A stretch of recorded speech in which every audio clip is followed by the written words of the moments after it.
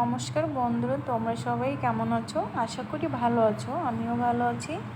আমার বাঙালি রান্নাঘরে তোমাদের সবাইকে স্বাগতম। আজ আমি তোমাদেরকে ঝিঙে আলু দিয়ে পোনা মাছের ঝোল করে দেখাবো। তো এখানে সবজিগুলো আমি আগেই কেটে ধুয়ে রেখে দিয়েছিলাম। এখানে আছে এখানে দেখো, এই যে ঝিঙে, আলু, পেঁয়াজ আর কাঁচামরিচ আর আছে। কাঁচামরিচ। এখন আমি রান্না করার জন্য কড়াইটা বসিয়ে দিব। দেখো, কড়াইটা গরম হয়ে গেছে। এখন এখানে আমি তেল দিয়ে দিব। তেল গরম হয়ে গেলে এখানে আমি কেটে রাখা ঝিঙেগুলো দিব। ঝিঙে দেওয়ার পরে এখানে আমি অল্প পরিমাণে হলুদ দিব। এখন এগুলো আমি কিছুক্ষণ ভেজে নিব। এবার এখানে আমি কেটে রাখা আলুগুলো দিয়ে দিব। আলু দেওয়া হয়ে গেলে এখন আমি এই দুটো ভালো করে মিশিয়ে একসঙ্গে কিছুক্ষণ ভেজে নিব।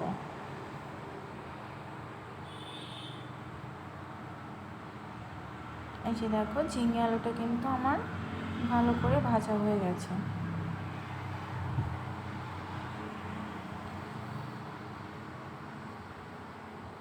এখন আমি ঝিঙে আলুটা উঠিয়ে নিব। উঠিয়ে নিয়ে আমি এখানে আবার তেল দিয়ে দিব কড়াইতে।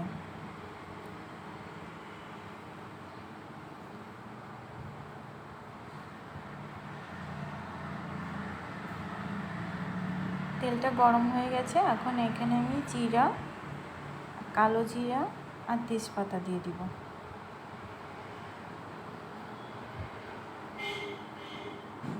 তারপরে এখানে আমার কেটে রাখা পেঁয়াজগুলো দিয়ে দিব।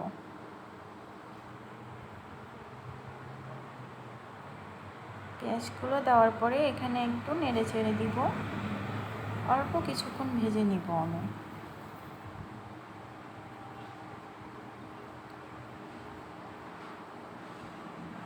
পেঁয়াজটা ভাজা হয়ে গেছে। এখন এখানে আমি ভেজে রাখা ঝিঙে আর আলু দিয়ে দিব।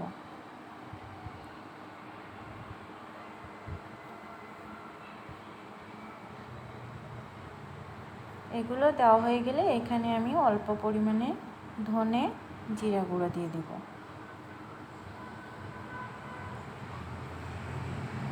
এখন এগুলো আমি ভালো করে মিশিয়ে নিব, মিশিয়ে নেড়ে ছেড়ে দিব।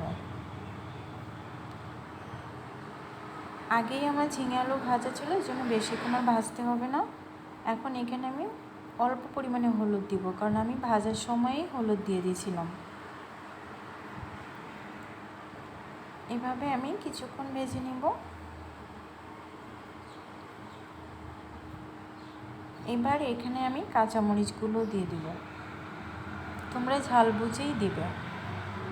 আর এখানে কিন্তু আমি একটা পেঁয়াজ ছোট ছোট করে স্লাইস করে কেটে নিয়েছি। তোমরা চাইলে এখানে কুচি পেঁয়াজটাও ব্যবহার করতে পারো।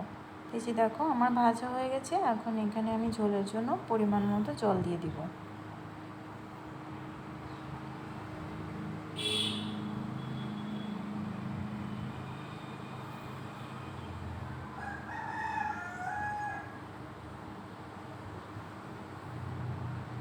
জল দেওয়া হয়ে গেলে এখানে আমি পরিমাণ মতো লবণ দিব। দিয়ে কিছুক্ষণের জন্য ঢাকা দিয়ে রান্না করে নেব।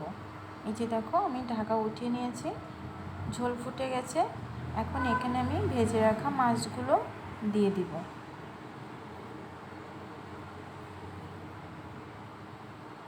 মাছগুলো দেওয়া হয়ে গেলে আমি আবার ঢেকে কিছুক্ষণ রান্না করে নেব। এই যে ঢাকা উঠিয়ে নিয়েছি। এবার একটু নেড়ে চেড়ে দিব।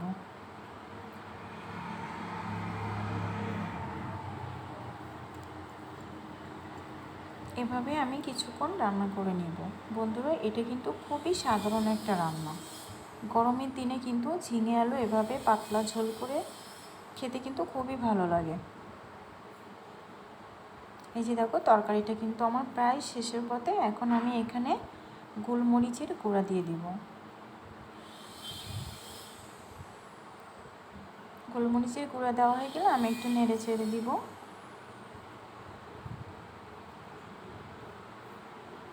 তরকারিটা কিন্তু আমার প্রায় হয়ে এসেছে।